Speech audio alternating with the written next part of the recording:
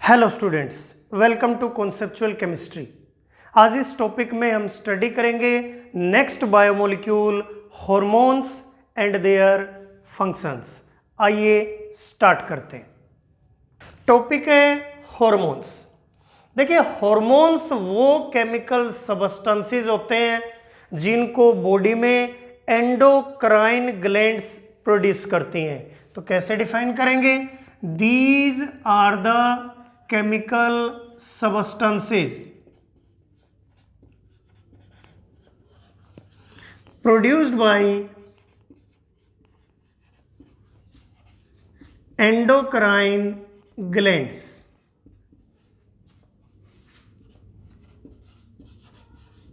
in the body। तो हमें ध्यान रखना है, बॉडी के अंदर हॉर्मोन्स को प्रोड्यूस करेंगी endocrine glands. Types of hormones. अब देखिए, जो फर्स्ट टाइप के हॉर्मोन्स होते हैं उनको हम बोलते हैं स्टीरॉयड हॉर्मोन्स।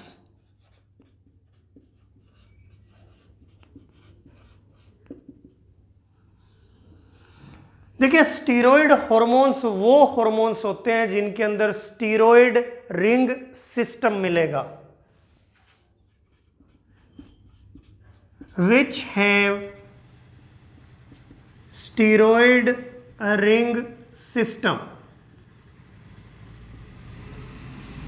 जिन हॉर्मोन्स में स्टीरॉयड रिंग सिस्टम होगा उनको स्टीरॉयड हॉर्मोन्स बोलेंगे।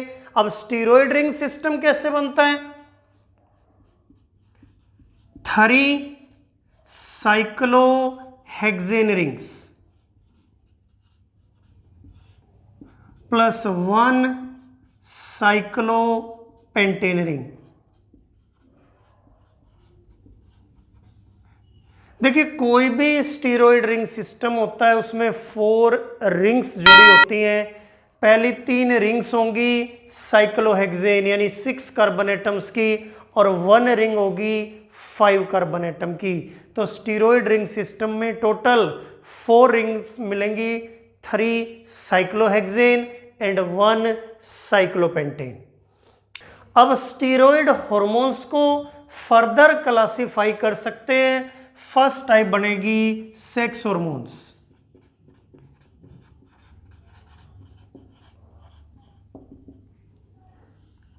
देखिए, जो सेक्स हॉर्मोन्स होंगे वो मेल्स में फीमेल्स में डिफरेंट मिलेंगे।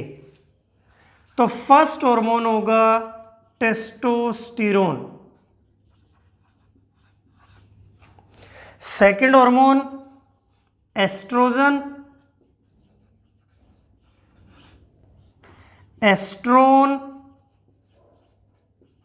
और एस्ट्राडियोल भी बोलते हैं इसको, और थर्ड होगा प्रोगेस्ट्रोन।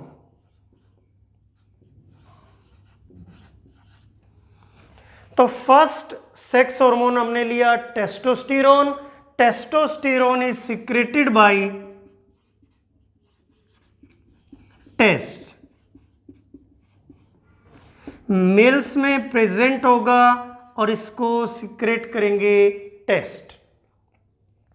फंक्शन क्या है? Development and maintenance of male sex organs.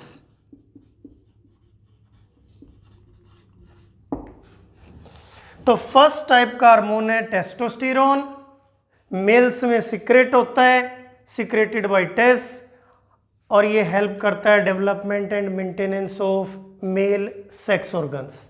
Second है estrogen, secreted by ovaries, females में प्रोड्यूस होगा। ये हेल्प करेगा in development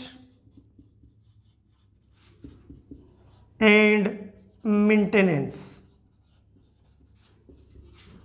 of female sex organs.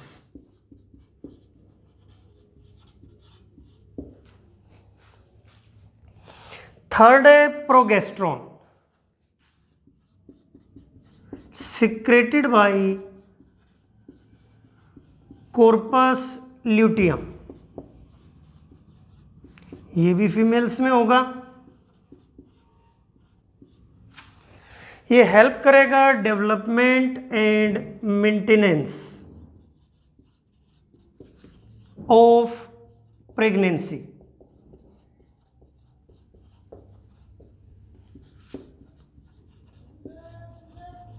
हम बोल सकते हैं इम्प्लांटेशन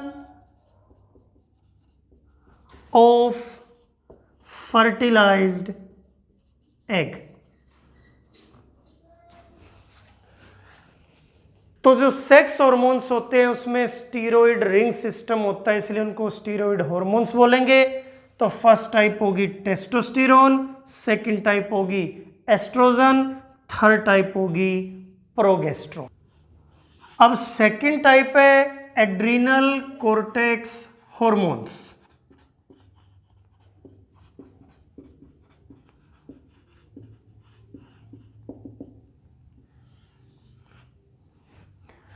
अब एड्रीनल कोर्टेक्स हार्मोन हमारा कोर्टिसोन,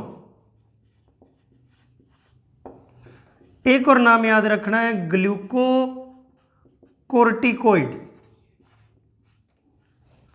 एड्रीनल कोर्टेक्स प्रोड्यूस करेगी जिस हार्मोन को, उसका नाम है कोर्टिसोन, या हम बोल सकते हैं ग्लूकोकोर्टिकोइड्स। तो हम लिख सकते हैं सिक्रेटेड बाय एड्रीनल कोर्टेक्स। अब ये हार्मोन हेल्प करता है metabolism of carbohydrates, proteins and fats. यानी बॉडी के अंदर जो बायोमोलिक्यूल्स हैं, कार्बोहाइड्रेट्स हैं, प्रोटीन्स हैं, फैट्स हैं, उनके मेटाबॉलिज्म में हेल्प करेगा। एक और रोल है इसका मेंटेनेंस ऑफ बैलेंस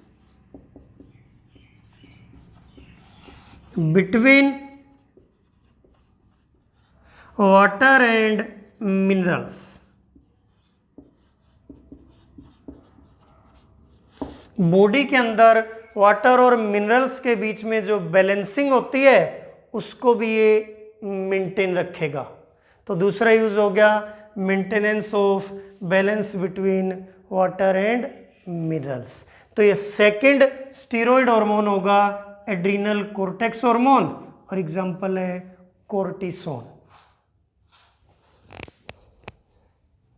अब देखिए सेकंड टाइप होगी नॉन स्टीरॉयड हार्मोन्स।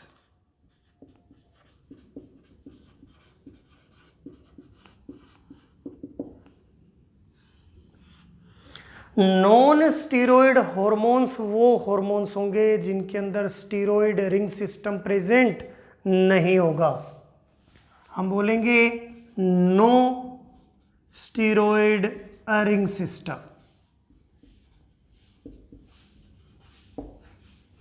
जो नॉन स्टीरॉयड हार्मोन होंगे उनमें कोई भी स्टीरॉयड रिंग सिस्टम नहीं होगा, इनकी कंपोजिशन डिफरेंट मिलेगी।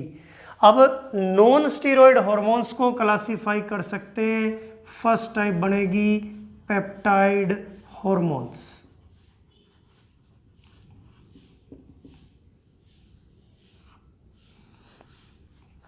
अब देखिए पेप्टाइड हार्मोन्स क्या है।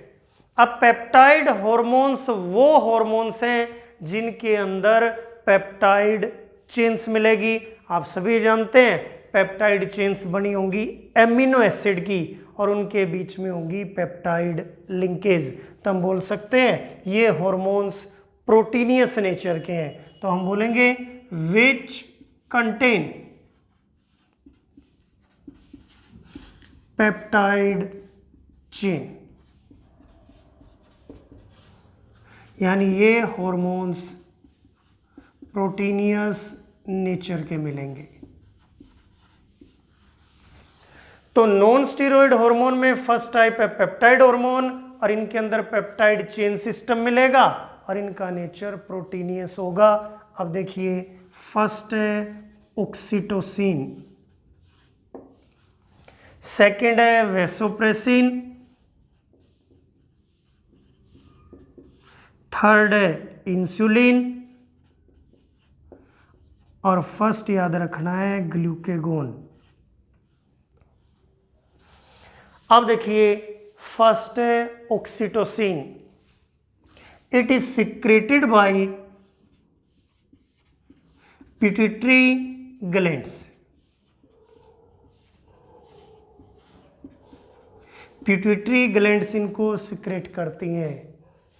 Helps in contraction of uterus after child birth.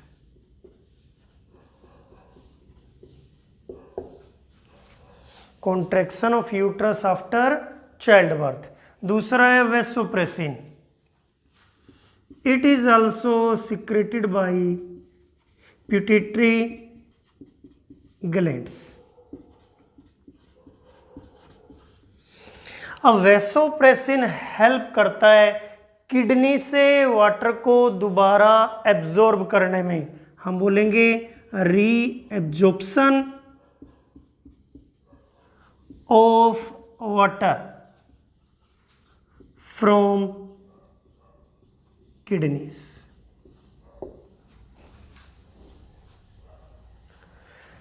अब थर्ड याद रखना है insulin. It is secreted bye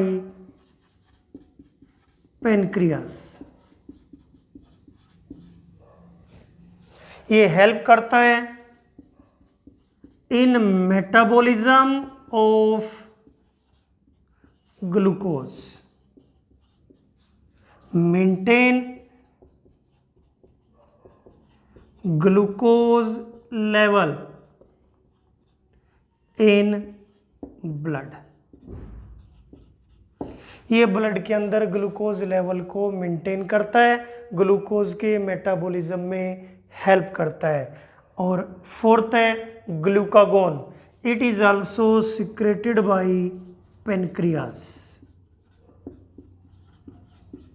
same function है, इंक्रीजेज ग्लूकोज लेवल। बॉडी में जब भी ग्लूकोज की डेफिशिएंसी होगी ब्लड में, तो ग्लूकागोन ग्लूकोज लेवल को इंक्रीज करने में हेल्प करेगा। तो हमें ध्यान रखना है, नॉन स्टीरॉयड हॉर्मोन्स वो हॉर्मोन्स होंगे जिनमें स्टीरॉयड रिंग सिस्टम नहीं होगा। पहली टाइप बनेगी पेप्टाइड हॉर्मोन्स।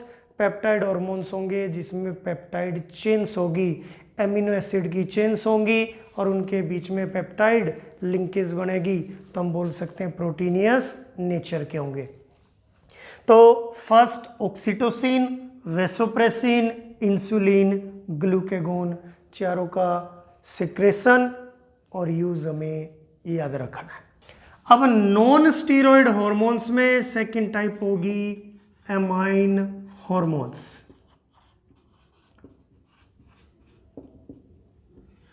अब एमाइन हार्मोन्स क्या होंगे? पहली बात हमें ध्यान रखना है, इनके अंदर भी एमिनो एसिड्स होंगे।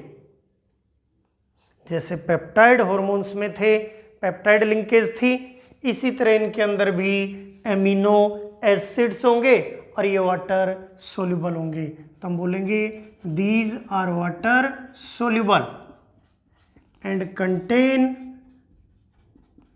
Amino acids. फर्स्ट याद रखना है एड्रीनलिन, एपिनेफ्रिन भी बोलते हैं इसको, और सेकंड है थायरोक्सिन। फर्स्ट है adrenaline. It is secreted bye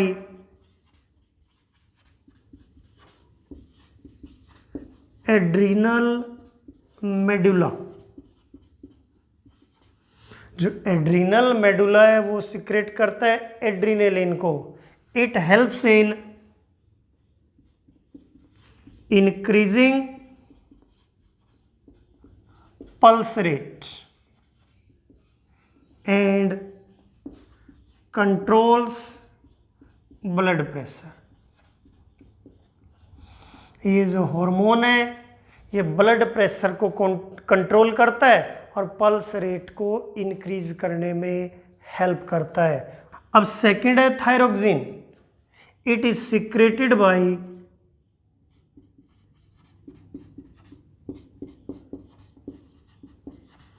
thyroid glands। It helps in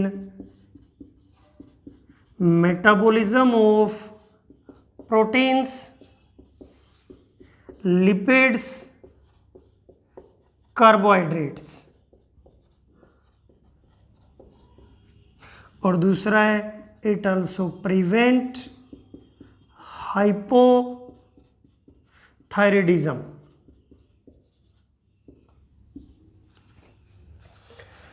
तो सेकंड टाइप बनी एमाइन हार्मोन्स, वाटर सोल्यूबल होंगे, एमिनो एसिड्स प्रेजेंट होंगे। फर्स्ट है एड्रीनलिन। एड्रीनल मेडुला इसको प्रोड्यूस करेगा, ब्लड प्रेशर के कंट्रोल में और पल्स रेट में हेल्प करेगा। और दूसरा थायरोक्सिन, थायराइड ग्लैंड्स इसको प्रोड्यूस करेंगी। It helps in metabolism of proteins, lipids and carbohydrates and prevent hypothyroidism. तो ये हमारे नॉन स्टीरॉयड हार्मोन्स। टॉपिक है डीएनए फिंगरप्रिंटिंग। देखिए जो डीएनए फिंगरप्रिंटिंग टेक्निक है ये यूज होती है फोरेंसिक साइंस में। It is the technique used in forensic science based upon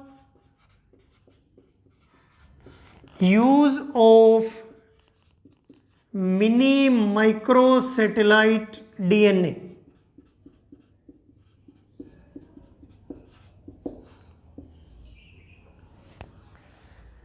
देखिए हमें ध्यान रखना है जो किसी भी पर्सन का डीएनए है, हम जानते हैं DNA is the genetic material और ये एक जनरेशन से दूसरी जनरेशन में ट्रांसफ़र होता रहता है। तो हम बोल सकते हैं किसी भी पर्सन का डीएनए उसके क्लोज रिलेटिव से मैच करता है। लेकिन हर एक पर्सन में एक यूनिक डीएनए होता है जिसको हम बोलते हैं मिनी माइक्रोसैटेलाइट डीएनए। ये DNA person to person vary करता है, ये डीएनए सभी में यूनिक होता है। अब फोरेंसिक साइंस इस डीएनए को यूज करेगा क्योंकि एक पर्सन का मिनी माइक्रोसैटेलाइट डीएनए दूसरे पर्सन के मिनी माइक्रोसैटेलाइट डीएनए से मैच नहीं कर सकता। अब ये डीएनए बॉडी में किस चीज की फॉर्मेशन करता है? देखिए जो हमारे फिंगरप्रिंट्स हैं, कॉर्निया के ऊपर जो प्रिंट्स बने हुए हैं, फोरहेड के ऊपर जो प्रिंट्स बने हुए हैं, उन सभी की फॉर्मेशन डिपेंड करती है मिनी माइक्रोसैटेलाइट डीएनए के ऊपर। और ये डीएनए हर एक पर्सन में यूनिक होता है, तो सबके फिंगरप्रिंट्स भी यूनिक मिलेंगे, कॉर्निया के प्रिंट्स भी अलग मिलेंगे, फोरहेड के प्रिंट्स भी अलग मिलेंगे। इसलिए जहां भी फोरेंसिक साइंस का यूज होगा वो सबसे पहले फिंगरप्रिंट्स को यूज करेगा। तो इस टेक्निक को हम बोलते हैं डीएनए फिंगरप्रिंटिंग। तो किस चीज में हेल्प करेगी?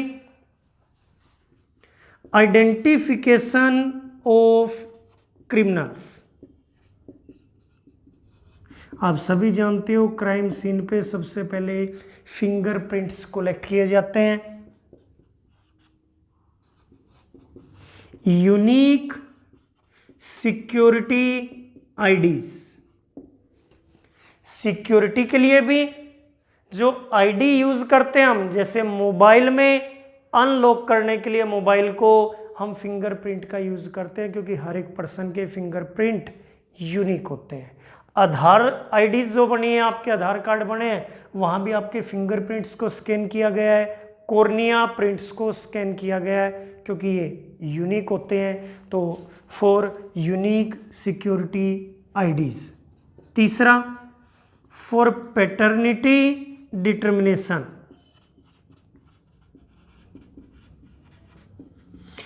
अगर किसी भी पर्सन के पेरेंट्स का कंफर्मेशन करना है, वहाँ भी डीएनए टेक्निक यूज़ होती है, और वहाँ भी डीएनए फिंगरप्रिंटिंग को यूज़ करेंगे। और साइंटिस्ट यूज़ करते हैं इसको स्टडी ऑफ बायोलॉजिकल इवोल्यूशन,